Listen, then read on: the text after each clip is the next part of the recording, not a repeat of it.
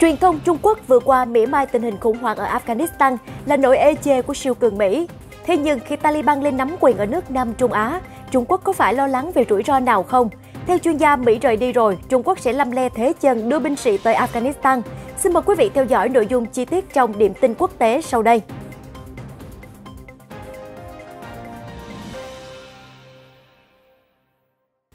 Thu Huyền chào mừng quý vị đã quay trở lại với chương trình điểm tin quốc tế trên kênh FBNC. Mở đầu bản tin hôm nay, hãy cùng theo dõi điểm nóng ngay sau đây để tìm hiểu về các vấn đề trên.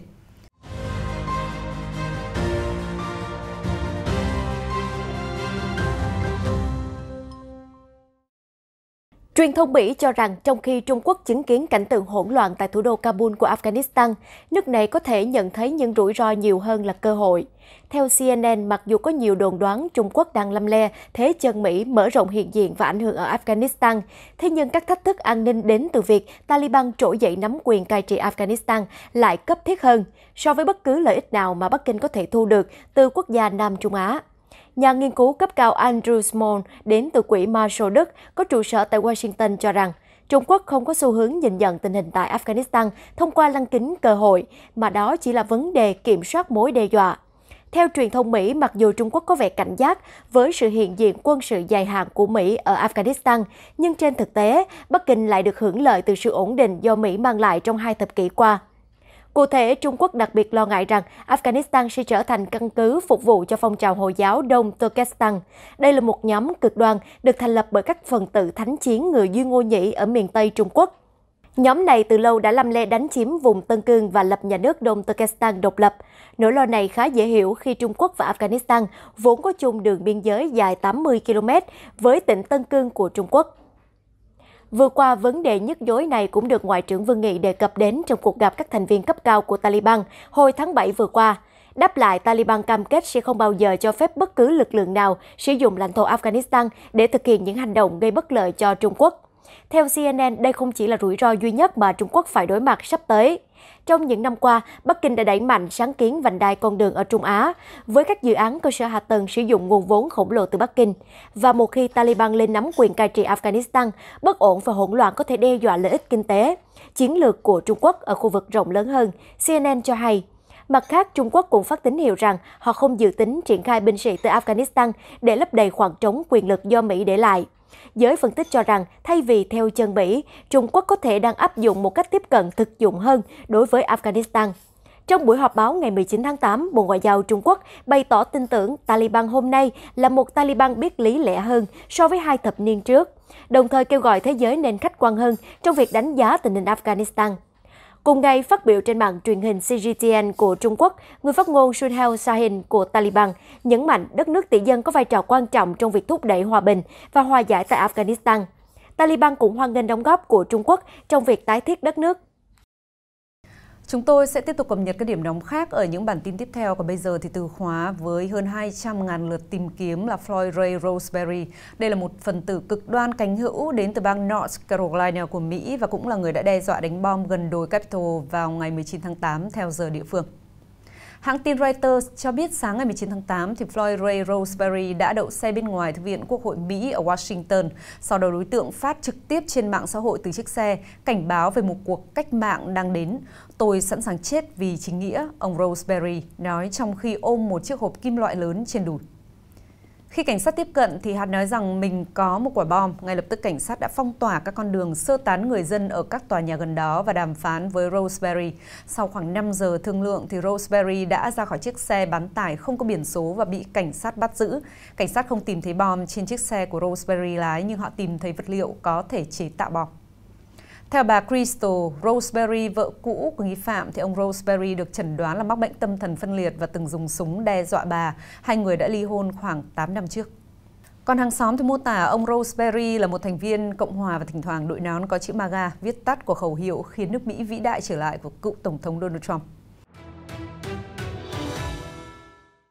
Vừa rồi là phần điểm nóng và từ khóa trong ngày, và tiếp tục chương trình xin mời quý vị cùng FBNC cập nhật những diễn biến mới nhất về tình hình các khu vực trên thế giới trong vòng 24 giờ qua.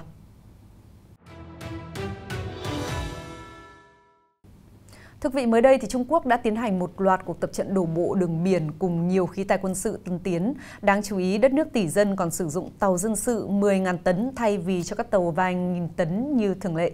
Theo chuyên gia, thì loại tàu này có thể hỗ trợ đắc lực cho việc vận chuyển quân quy mô lớn trong các nhiệm vụ đổ bộ hoặc pháo kích bờ biển.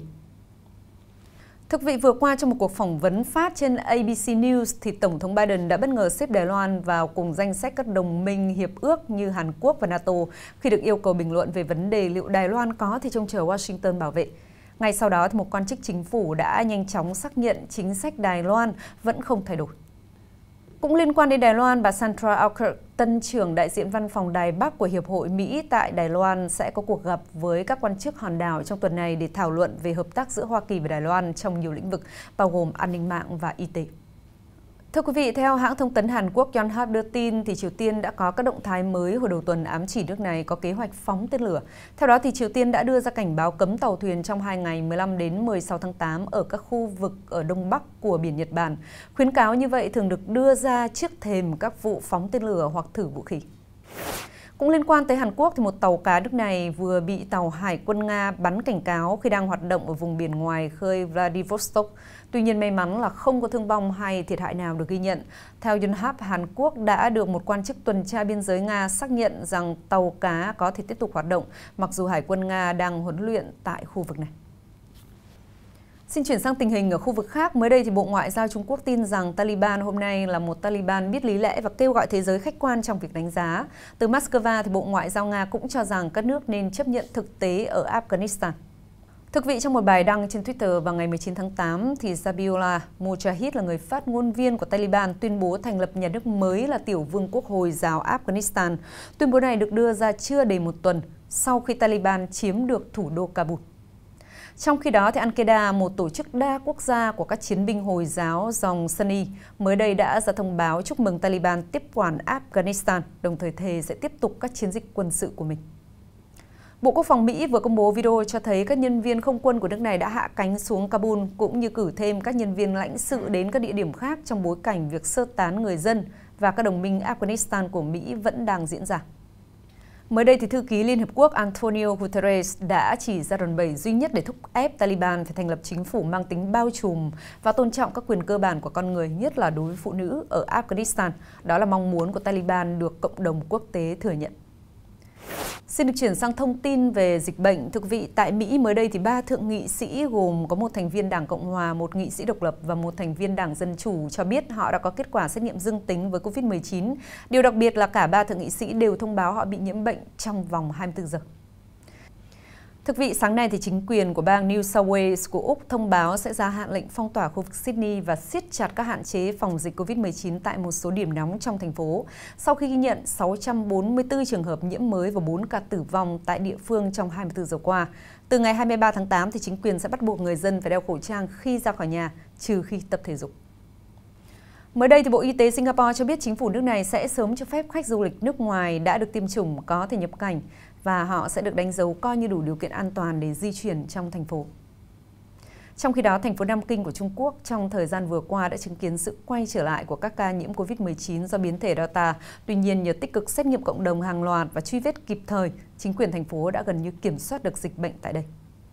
Một số tin nóng khác, thưa quý vị, trong một tuyên bố mới đây, thì Bộ Nông nghiệp bờ biển Nga đã xác nhận sự bùng phát của dịch cúm gia cầm H5N1 ở khu vực ngoại ô thủ đô Abidjan và đã tiến hành các biện pháp cần thiết để khống chế.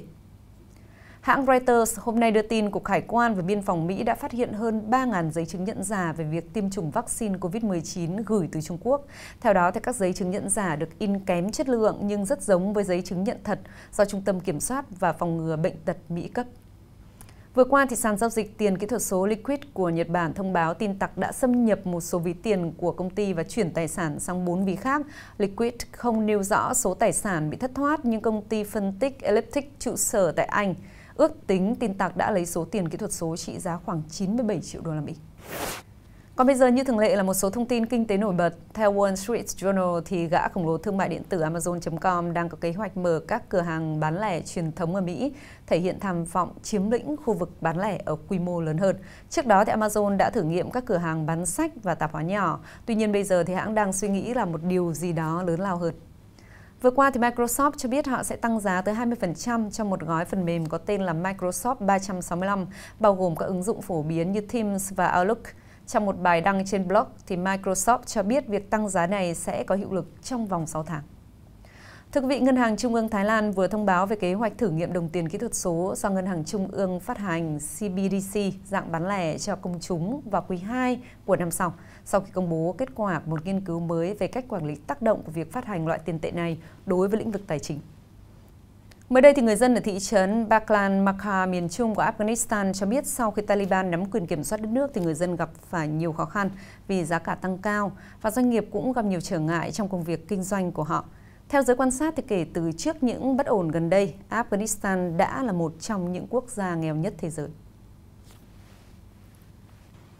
Quý vị đang theo dõi điểm tin quốc tế trên kênh FBNC. Quý vị thân mến, trong bối cảnh du lịch toàn cầu vẫn còn hạn chế giữa đại dịch Covid-19, Singapore vừa có ý tưởng mở một địa điểm vô cùng thú vị. Nghe đến tên là đã thấy mê ly. Xin mời quý vị cùng đến với bảo tàng kem ở Singapore trong phần giải trí cuối ngày sau đây.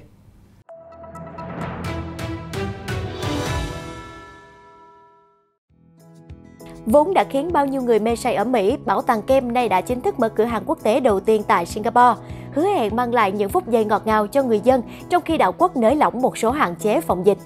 Bảo tàng kem được xem là một điểm kinh doanh kết hợp mua sắm và giải trí không giới hạn tuổi tác.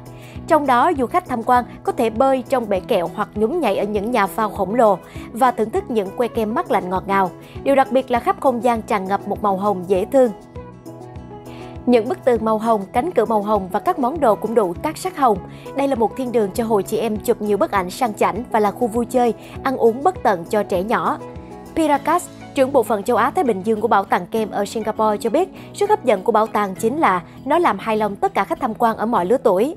Anh nói khi đến bảo tàng kem, bạn có thể làm rất nhiều thứ, như thưởng thức những que kem hay khám phá bảo tàng của chúng tôi. Nơi đây còn khơi dậy sáng tạo và giúp bạn thư giãn, khiến bạn quên đi hết mọi thứ ngoài kia. Bảo tàng kem cho biết họ có kế hoạch sớm mở rộng ra nhiều địa điểm quốc tế hơn. Ngoài ra, một địa điểm khác sẽ khai trương ở Austin, Mỹ vào ngày mai, 21 tháng 8.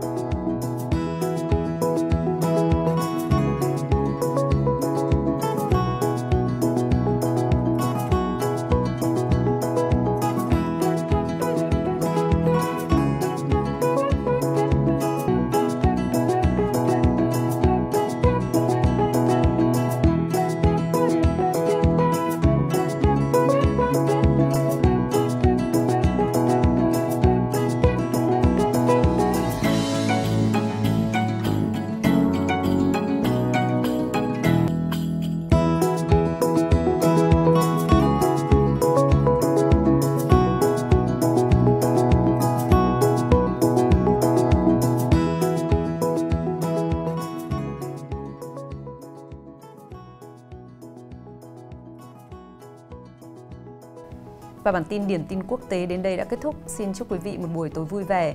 Hẹn gặp lại quý vị ở những bản tin tiếp theo trên các nền tảng của FBNC.